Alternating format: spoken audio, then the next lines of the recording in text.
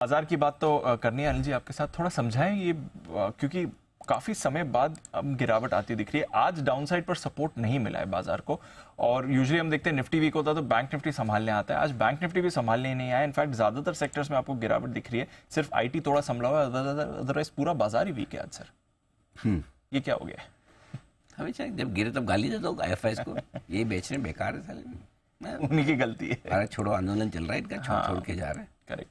हर बार यही सोचना ठीक है, गलत है, गलत है, गलत है। अच्छा, आज हम गिर रहे हैं एफआईएस की वजह से नहीं। अच्छा, एफआईएस की वजह सेकेंडरी है, प्राइमरी वजह एफआईएस की नहीं। जिस वजह से अमेरिका के बाजार बढ़ रहे हैं उसी वजह से हम घट रहे हैं। अब आप सोचेंगे ये क्या, अभी तक तो आप ये बोल रहे थे कि अमेरिका में जब तक तेजी है तब तक हम नहीं घटेंगे। बिल्कुल बढ़िया है।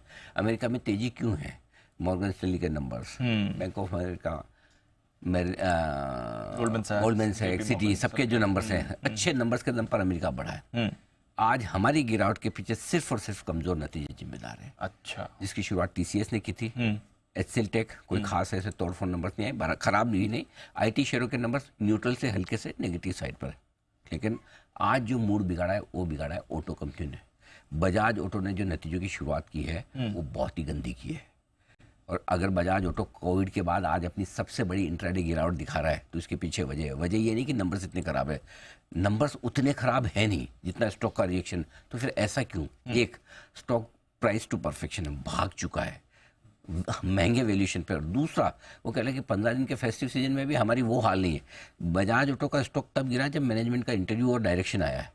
खुलते इतना नहीं गिरा है दीप, खुलते 3-4% ही था, लेकिन 10% 12% तब हुआ है जब मैनेजमेंट ने कहा कि ये फेस्टिव सीजन भी ढीला जा रहा है। और ये बड़ी चिंता की बात है। अगर मैनेजमेंट की कमेंट्री फेस्टिव सीजन को लेकर खराब है तो ये न सिर्फ बजाज ऑटो के लिए बल्कि पूरा ऑटो सेक्टर के लिए खराब। पहली नंबर। दूसरा नंबर, नेस्ले, जो लोग बात नहीं करते, आपको जड़ में समझना पड़ेगा खराब क्या हो रहा है। नेस्ले के नंबर आए 1.5% की D growth, negative growth, volume growth, margin पर दबाव। नेस्ले के नंबर खराब है। जो महंगे सेक्टर हैं, कोई ऑटो या कोई नेस्ले, वहां आप इस तरह के नंबर्स की उम्मीद नहीं कर सकते।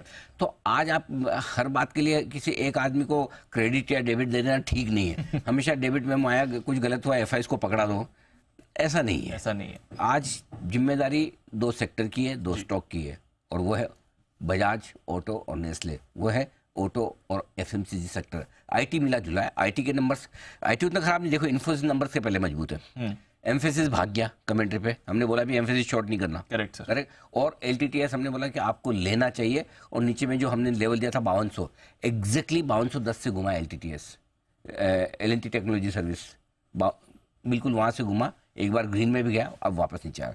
सो मेरा ये समझना है दीप कि जो पूरा का पूरा मामला फंसा हुआ है वो फंसा हुआ है नतीजों की वजह से। और इस रिजल्ट सीजन को लेकर अब कॉन्फिडेंस और ढीला होता दिख रहा है। आज बड़े रिजल्ट हैं, एक्सिस हैं, हे भगवान बचा लेना, बचा लेना। अगर एक्सिस ने कुछ गंदा कर दिया तो बैंकिंग को भी नहीं बचा पाओगे। अब तक तो बैंक फिर भी ठीक है, अभी भी 51-300 पर बैंक, 51-250 पर बैंक निफ्टी उतना खराब नहीं है। अगर समझो कल एक्सिस और कल बैंक निफ्टी ने 50-200 तोड़ दिया, समझो खराब रिजल्ट पर, जो अक्टूबर महीने के लो है, निफ्टी तो अक्टूबर महीने के लो पे आ गया है, 7 अक्टूबर के जो लो हैं, ये 7 अक्टूबर के लो 50-200 का अगर गलती से वो तोड़ दिया तो सो एक्सिस इन्फोसिस आज की रात कैसे निकलेगी?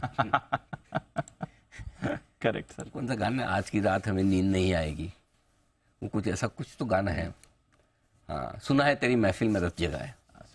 You are 3 generation younger for that.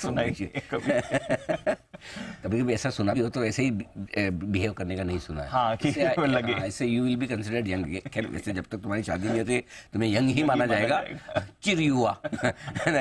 हाँ, वो तो एज फैक्टर तो शादी के बाद ही गिना जाता है, पहले नहीं गिना जाता।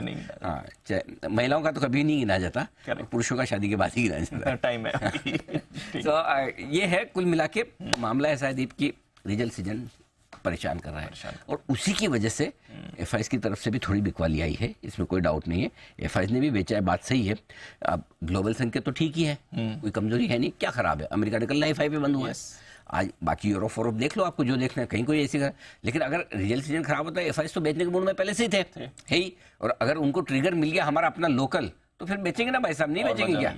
मेरे ख्याल से उनके बेचने की वजह जो है वो ये है कि खराब रिजल्ट ने एफआईएस का मूड बिगाड़ा है। Got it sir. मुझे लगा वो क्रिकेट पिच पर परफॉर्मेंस देख के लोगों का मूड बिगड़ गया। नहीं, उसमें मूड तो बिगड़ा है, कोई सवाल ही नहीं, लेकिन मूड बिगड़ने से उसके क्रिकेट में खराब खेले तो हमने कभी उसके चक्कर में शेयर बेचा नहीं कि आज इंडिया वर्ल्ड कप फाइनल में आ गया शॉर्ट कर दो, शॉर्ट कर दो। नहीं, ऐसी गलती ऐसा नहीं, नहीं होता। ना, वैसा नहीं किया।